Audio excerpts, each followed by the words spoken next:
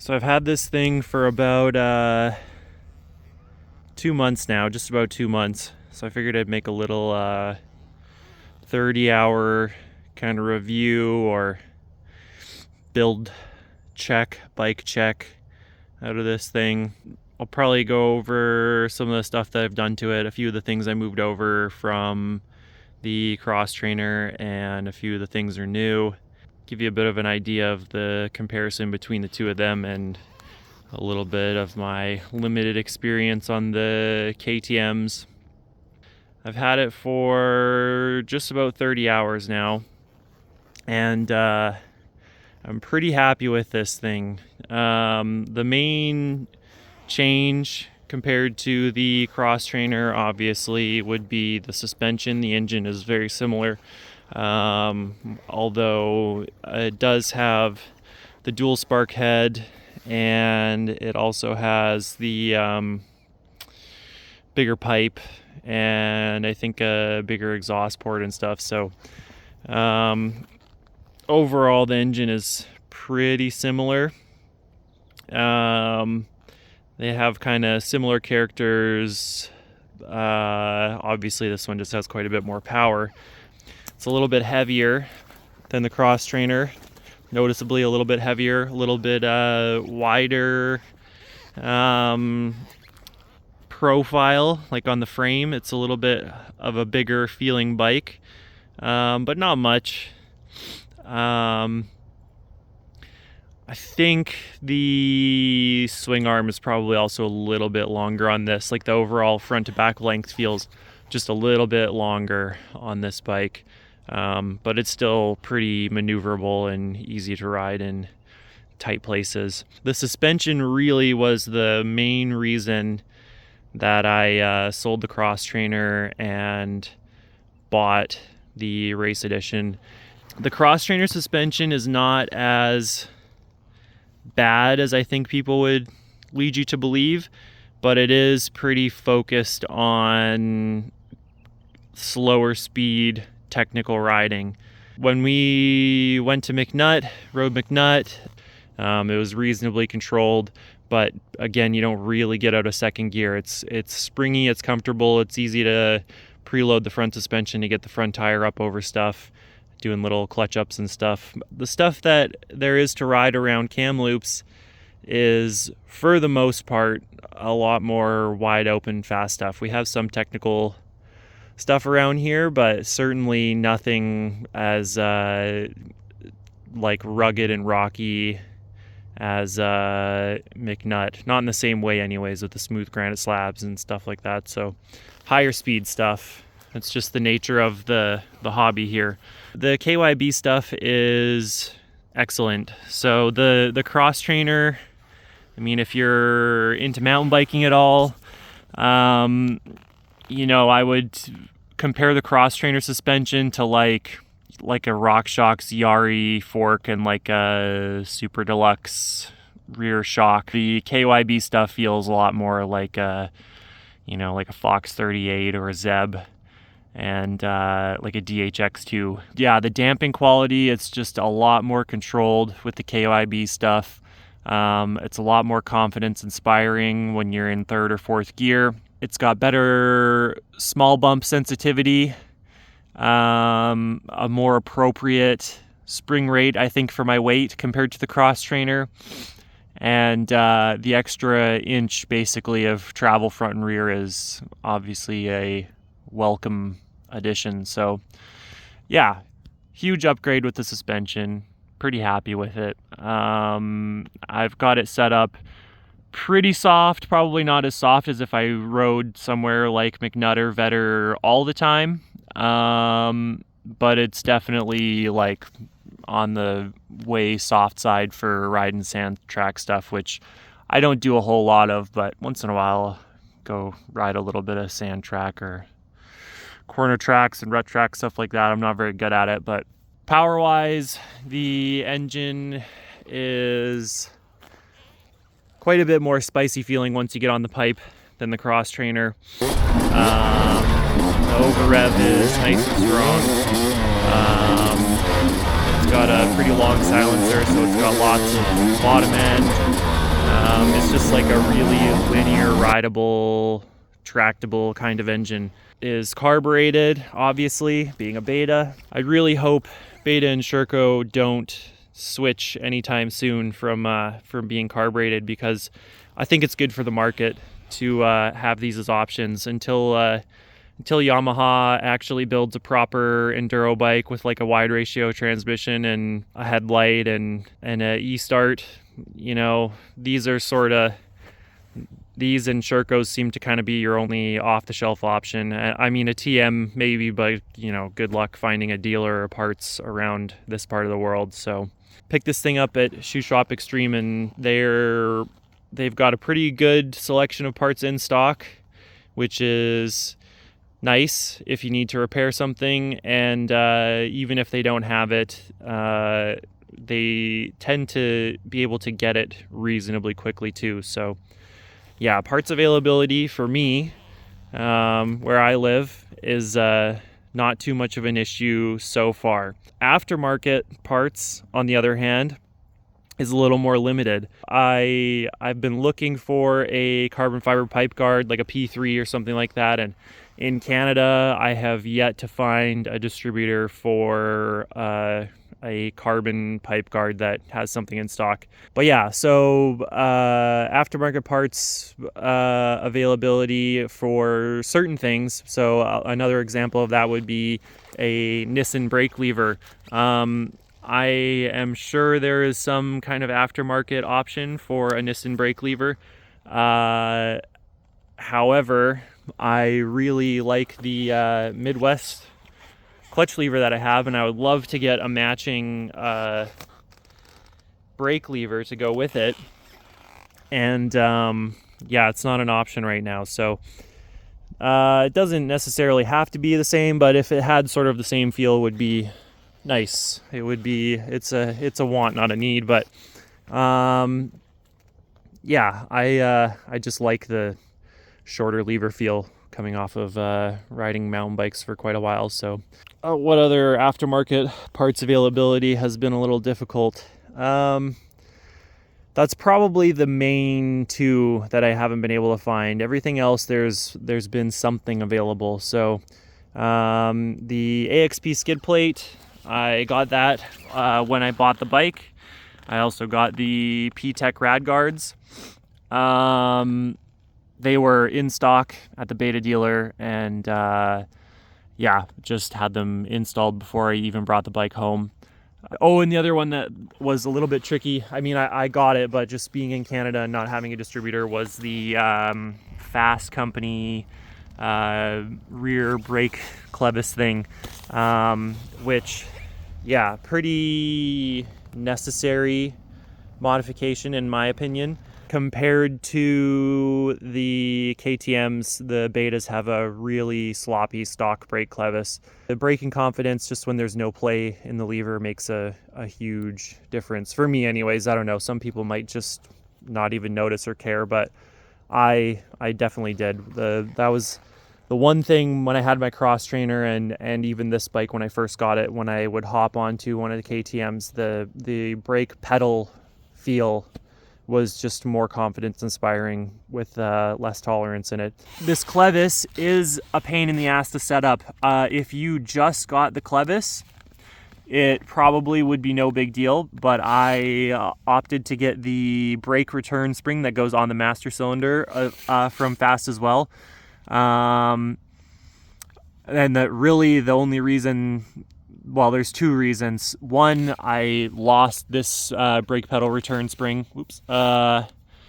And I think it just fell off on a ride somewhere. Maybe a stick got it or something.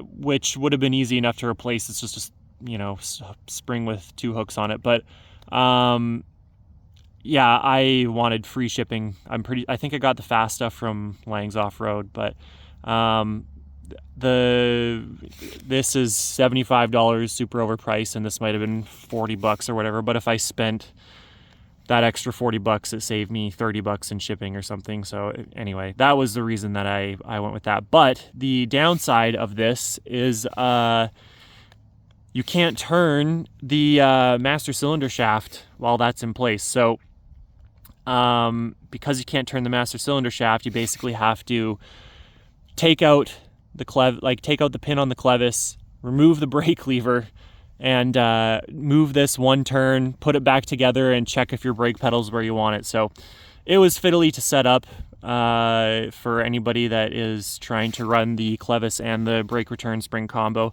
But now that it's all set up, the brake feels really nice. I mean, there's zero play. It's as soon as you touch, you're actuating the master cylinder. What else? I guess we'll go through some of the changes, modifications. So skid plate, rad guards, car packs, 5 down, 10 back, foot pegs, Enduro engineering brake tip, for no reason other than I already had it on my cross trainer and it looks cool. 13 tooth front sprocket.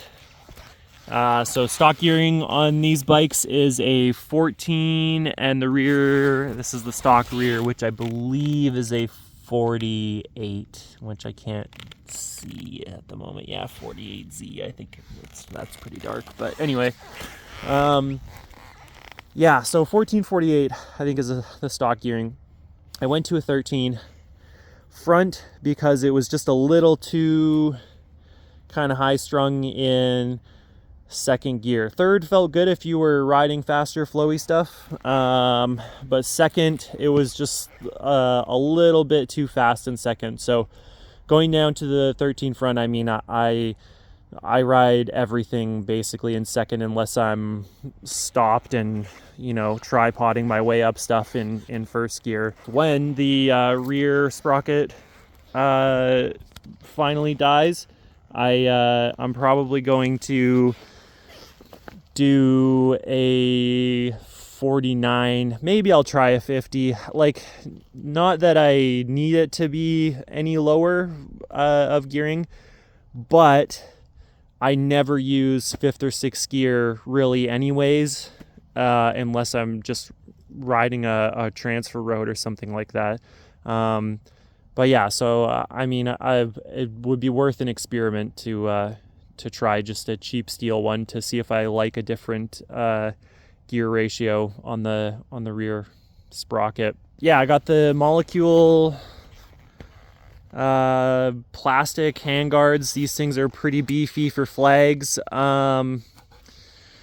Yeah, they're not a full wrap, don't kid yourself, but they're a lot stronger than any other flags that I've personally looked at or squished or anything like that. One thing I don't like about the Molecule handguards, which Molecule, if you ever happen to see this, don't drill these slots out so far. I mean, there's just no reason.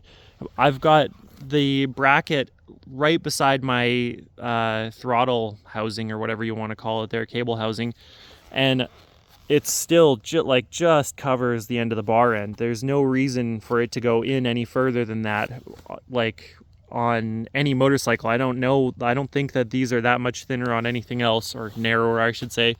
On this side, same thing. I've got my headlight switch here, which, you know, you could do a headlight switch delete and get this one out to an appropriate width, but still, I mean, you can't do anything about this. So I would like to see these holes not slotted out so far.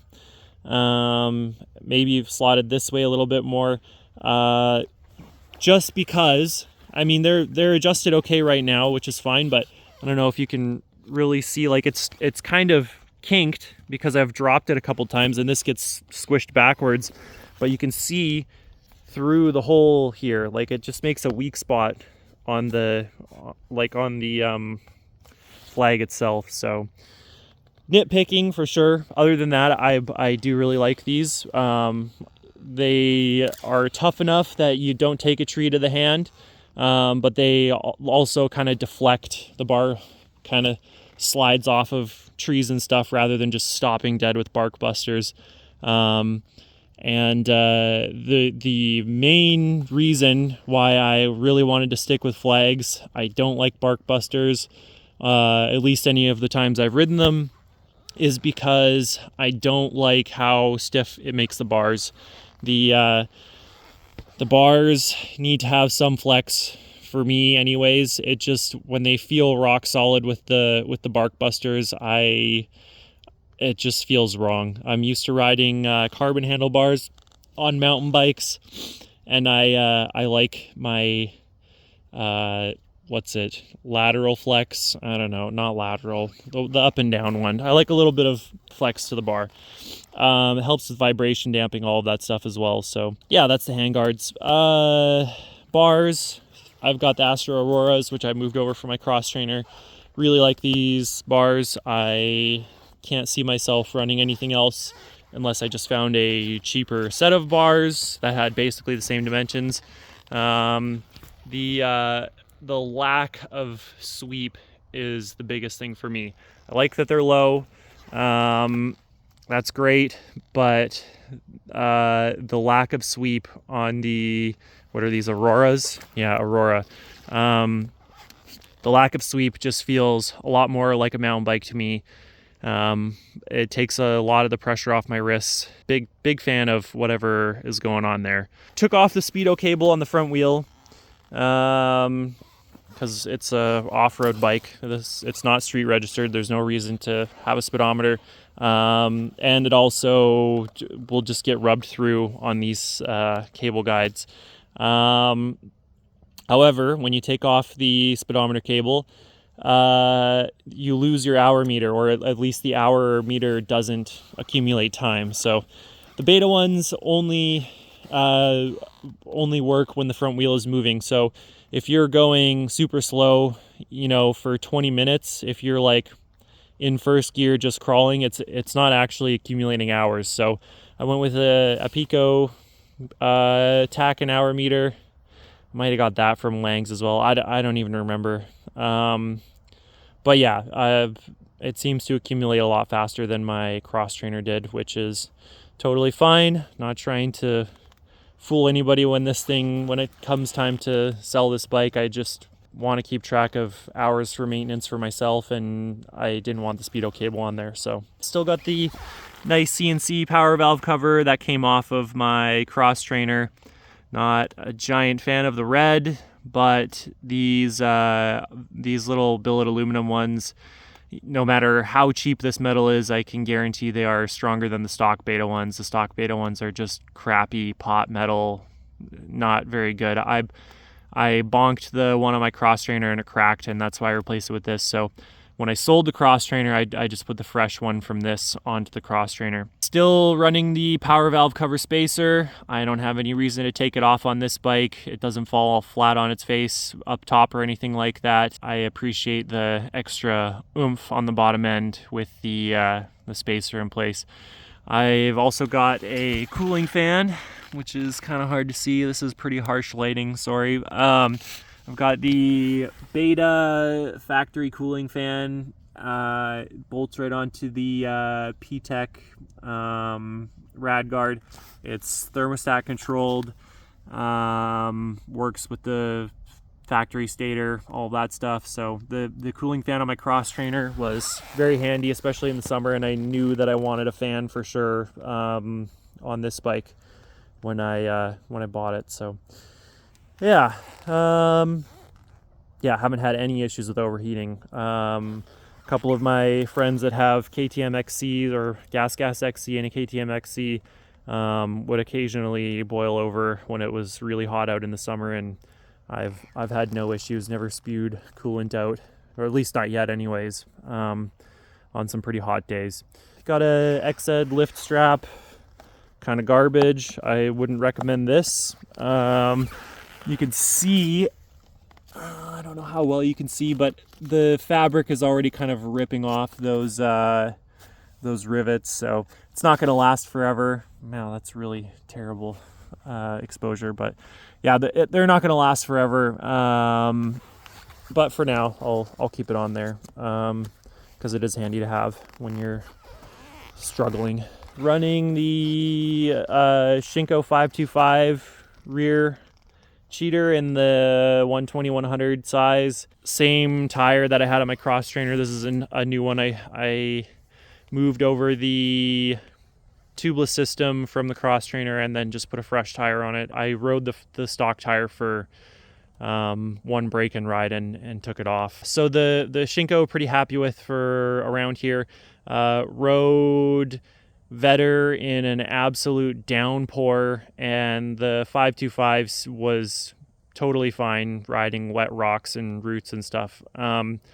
Is it as good as a real gummy like a IRC, V33 or something like that? I don't know. I am IRC curious for the rear, I think. I may try a V33 next just to see what the hype is all about. But for around Kamloops, the speeds are fast enough. I'll probably melt that any of the IRC gummies off pretty quickly just because there's faster riding around here. But I could be wrong. Who knows? Maybe they'll be a great tire. But yeah, so this thing I run really like a max of 5 psi, maybe 6 if we're gonna ride some really fast stuff, like a sand track where you're on the pipe all day. But I run anywhere from 5 psi. I've been down to like 2. I know some people go down to 1 or 0 when they're riding really technical stuff, but I haven't found the need yet. Even having ridden some pretty wet, slippery rock stuff, I still was pretty happy with this tire. So I think although the 525 is maybe not the absolute best tire for the rear, I think it's a pretty nice blend of longevity and overall grip and performance. So the stock front tire lasted 4 hours and all the side knobs chunked off. It was total garbage. Never tried the rear really to see if it was any good with tubeless, but I doubt it was much better. But I ordered this Bridgestone Battlecross X31 in a 9100.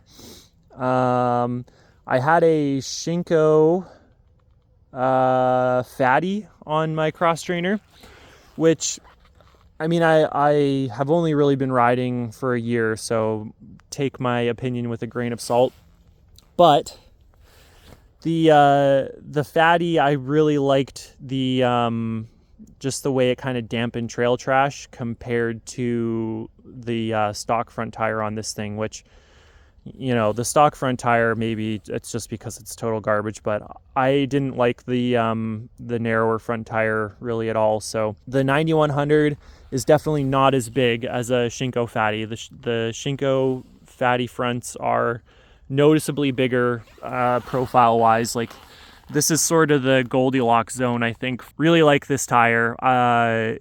Compared to the other two that I've ridden, I've also gotten a little bit of time on a Bridgestone M59, which felt good, but I think that's the old version of this tire. The X31 seems to be the evolution of the M59, and yeah, really happy with it. Had this tire on the day that we rode Vetter in the absolute pouring rain. Really impressed me. The front even more than the rear. I was pretty surprised by the rear's traction, but the front, yeah, you could hit like off camber roots and stuff, and it did not wash out nearly as easily as any other tire I've ridden. So I was pretty impressed. And I've got probably almost 15 hours on this thing. Yeah, probably pretty close to 15 hours. And we're doing pretty well for wear here. The Shinko Fatty seemed like the side knobs went a little bit quickly because it was pretty much new when I got that bike, and I wasn't very aggressive on the front tire, especially when I was first learning. At least I don't think. I probably put 40 hours on that tire, and by the 20-hour mark it was pretty noticeably, there was some chunking. Like, it was still serviceable, but there was definitely more chunking than this at 15 hours, I think. So pretty happy with the Battlecross X31 front so far. I think I will just continue buying those, but who knows, maybe I'll try something else. But it's nice to find something you feel like you gel with quickly. If you're thinking about trying a beta, if you want to just try something different, if you've ridden KTMs and stuff before, I think they're pretty enjoyable bikes. I like riding this more than I like riding my friend's KTMs. I mean, it's not a super fair comparison because obviously I have lots of hours on this and I'm comfortable with it. It's set up for all of my preferences and stuff. But, you know, outside of how insanely buttery smooth the KTM counterbalanced engines are, everything else I really think I prefer on this bike. I like the brakes. They've got lots of power. I really like the character of the engine. I really like that it's carbureted. I like the suspension, I think, better than the WP stuff. But like I said, I mean, I've spent a little bit of time tinkering with mine and getting it how I like. So not really an apples to apples comparison because I have no idea how the other ones were set up. Did ride a TE 300. I think it was like a 24 TE 300 Pro that a friend of mine had. And that was the second best suspension that I've ridden so far. But yeah, I think I like this suspension a little bit more. If you were coming off of a KTM and you were thinking about getting a Beta, you will notice the vibration. Those KTM engines are just undeniably extremely smooth. They are, I don't know how they do it, but it doesn't even feel like a two-stroke. I mean, it makes this two-stroke sound, but it is crazy how smooth they are. The Beta, you definitely feel it a little more in the foot pegs. You feel it a little bit more in the handlebars. It doesn't really seem to bother me, but I mean, it might just be because I haven't spent enough time on a KTM. I'm sure it would be jarring if I rode a KTM for years and then came back to a Beta, but you know, for the sake of a fair comparison, if you like how smooth the KTM engines are and that's like a non-negotiable for you, I mean, yeah, I would test one of these out, but I can't see you loving it if that super smooth counterbalanced engine type of feel is your thing. These engines are counterbalanced.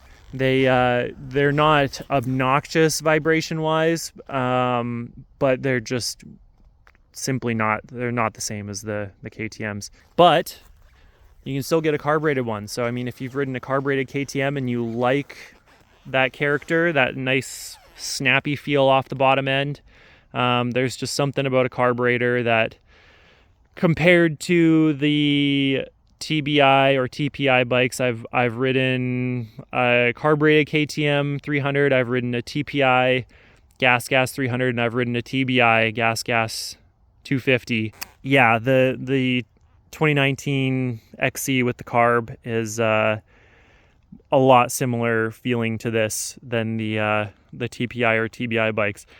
The fuel injected bikes don't feel bad by any means. I don't mean to say, yeah, if it doesn't have a carb, it's a piece of shit or anything like that, but I just really like the feel of the carb. Closest comparison I could probably give you is the TBI or TPI bikes feel like a modern drive-by-wire car. Not that a drive-by-wire system is bad, but there is a difference. Like, there are some good drive-by-wire cars, but it feels like more like a consumer grade non-sports car type of drive-by-wire car with just a single throttle body. The carbs, the way that they respond, I've got a E92 M3 with individual throttle bodies, and like, this bike feels like it has that kind of character, that like every little bit of throttle input, like, you feel every little bit. It doesn't matter how small it is, you really notice when you're changing the throttle position. The way that when you crack the throttle open, the bike responds from idle or low RPMs when the bike is lugging. Yeah, I just prefer the feel of a carburetor. It feels like on a two-stroke dirt bike engine, a carburetor is probably the performance choice. And I think that while there's nothing wrong with the TBI bikes, and even the TPI one that I rode, I mean, it wasn't like they were slow or anything like that. It's more of a character thing, because I think all three of those bikes probably, you know, when new, have more power than the Beta, like outright horsepower numbers, but just the way that it delivers that horsepower is different. But again, I mean, I just have a few rides on those bikes, you know, like trading bikes while we're out on a ride kind of thing. So it's not like I have a massive amount of experience between the two, but that's just my take on it, I guess. So that's probably pretty much it. I don't know what else to say. I mean, I don't know who likes to listen to this autistic rambling, but I think I do. I think I watch videos like this, so there must be more of us out there. So sorry if this is boring. You're welcome if it's not. But yeah, keep it medium enduro. We're not good enough for the hard kind.